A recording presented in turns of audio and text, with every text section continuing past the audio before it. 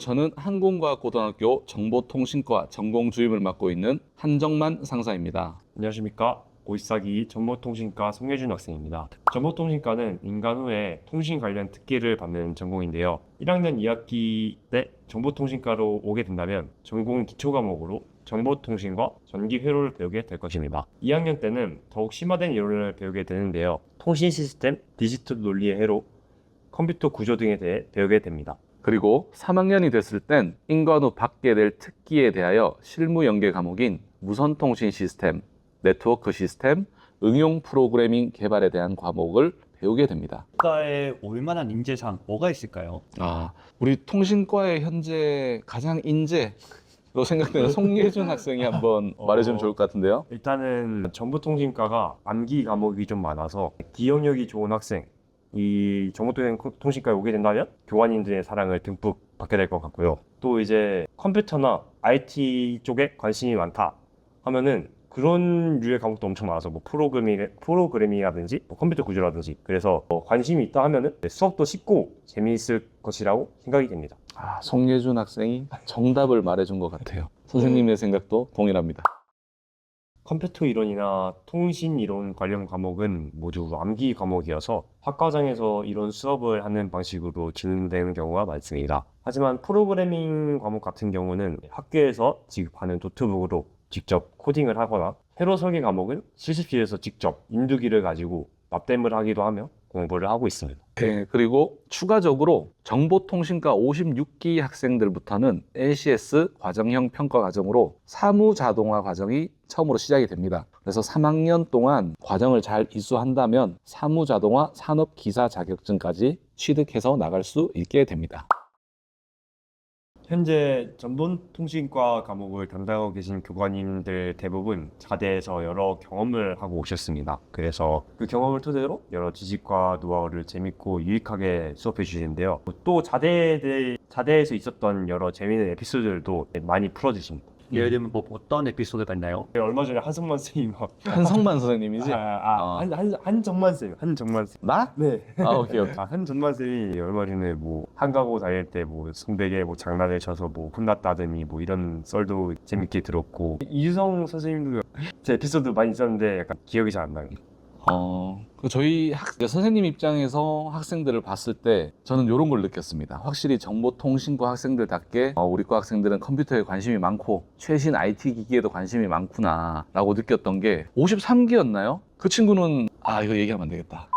그래서 확실히 정보통신과 학생들답게 최신 IT 기기랑 컴퓨터에 관심이 많고 그쪽 방면에 열정적이라는 게 느껴졌습니다. 우리 학교를 졸업하고 기술 부사관으로 근무하게 되는데, 저는 현재 전산을 다루는 정보체계 특기와 통신 관련된 레이더, 무선 특기 중 어느 쪽을 선택을 할지 고민하고 있습니다. 하지만 어떤 특기를 받더라도 군 내에서 여러 커리어를 쌓았고 만기 전역 후에 귀농을 해서 스마트팜 같은 최첨단 농업을 한번 해보고 싶습니다. 아주 괜찮은 생각인데요. 스마트팜이라니.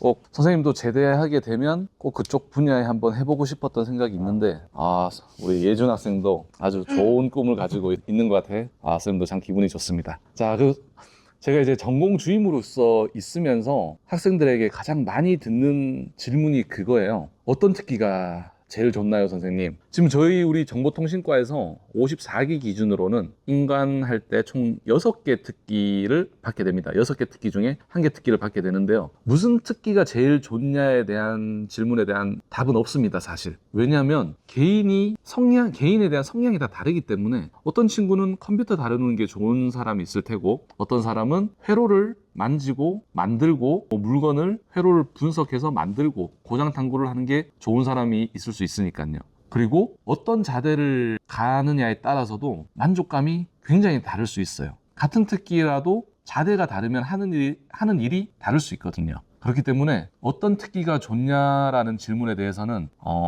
답은 없다. 개인의 성향을 잘 생각을 해서 그 특기의 색깔에 내가 잘 접근하는 게 가장 좋다 라고 저는 말해주고 싶습니다. 저는 2023학년 2학기 때 학교에서 보내주는 해외여행을 가게 되었습니다. 학교에서 공부를 열심히 해서 성적이 높거나 생활 상태가 우수하면 학교에서 정기적으로 이제 경비까지 모두 지원해서 해외여행을 보내주는데요. 저는 이번에 정보통신과 친구들과 같이 열심히 공부해서 같이 도쿄로 여행을 다녀왔습니다. 인간의 그 동기들과 같이 다시 만났을 때 그때 도쿄에서 이런 일이 있었는데 하며 재밌는 추억을 쌓을 수 있었던 좋은 시간이었던 것 같습니다. 저는 한가구에 23년도에 처음 오게 됐습니다. 그 당시 제가 학교로 와 처음 교관을 하면서 담임으로 맡았던 항공과학고등학교 53기 정보통신과 학생들이 한 명도 낙오가 없이 인관했을 때 그때 가장 큰 보람을 느꼈습니다. 제가 작년 11월쯤에 이제 풋살을 하다가 공을 밟고 정강이뼈가 부러져서 청원 휴가를 나간 적이 있었는데요. 그때 병원에서 놀고 먹기만 하다가 학교에 돌아오니까 수업도 안 했던 프로그래밍 수행평가가 딱 있더라고요. 네, 그때 친구들은 다 열심히 공부해서 이제 수행평가 성적 이미 다 좋게 받아놓은 상태고 이제 저만 따로 시험을 봤는데 그때 그 전까지는 제가 프로그래밍이 성적이 4등이었거든요. 근데 그 수행을 보고 바로 23등까지 떨어졌던 기억이 있습니다. 진짜 안타까웠겠네요. 그 당시 프로그래밍 선생님이 김지수 네, 선생님이셨나요? 좀 많이 시험도 어렵게 내시고 힘들었어요 그때. 그럼 저 김지수 선생님께 한마디. 화이팅! 저는 제가 과에서 후회하는 에피소드, 딱히 저는 정보통신과 전공주임을 하면서 크게 후회하는 에피소드는 없었습니다. 학생들이 너무 잘 따라와 줬고 저의 가는 방향대로 잘 해줬기 때문에 크게 아쉽거나 후회하는 건 없었는데 선생님으로서 조금 아쉬웠던 부분은 제가 1학기 때 너무 의욕이 넘치다 보니 수행평가를 6개를 몰아서 한번 쳤던 적이 있거든요. 6개는 그랬더니 학생들의 불만이 이만저만이 아니었습니다. 그리고 특히나 마지막 게 또 조금 난이도가 있었죠. 그러다 보니까 불만이 좀 있었는데 그거를 계기로 해서 2학기 때는 조금 더 밸런스를 조절했고 이제 24년도 1학기가 시작할 텐데 이때도 23년 1학기 때 너무 많이 수행을 했던 경험을 토대로 조금 더 밸런스를 조정해서 조금 더 학생들의 또 좋습니다. 수업이 더 원활하게 흘러가도록 잘 비중을 조절하여 수행평가를 하도록 하겠습니다. 내가 컴퓨터나 프로그래밍 또는 IT 쪽에 관심이 있다 하면은 정보통신과가 가장 훌륭한 선택일 거라고 자부할 수 있습니다. 게다가 정보통신과는 불호가 큰 특기도 딱히 없어서 무난히 인간 후에 만족스러운 특기를 받을 수 있을 것이라고 생각을 하고 있습니다. 그렇죠. 우리는 정말 컴퓨터나 전자회로, 전기회로 이쪽으로 많이 공부를 하게 될 거고요. 그쪽에 재능이 있는 학생들이 와주면은 정말 큰 도움이 될 거예요. 학습하는 데 있어서. 그리고 우리가 정보통신과를 3학년 마치고 나면 우리는 인관을 하게 되죠. 부산한 특기를 받게 되는데 정보통신과의 가장 큰 장점은 이건 것 같아요. 실내에서 근무하는 특기가 대부분이다. 거의 100%라고 해도 무방할 수도 있고요. 우리는 실내에서 근무를 할 수 있기 때문에 군인인데도 불구하고 새하얀 피부를 유지할 수 있다.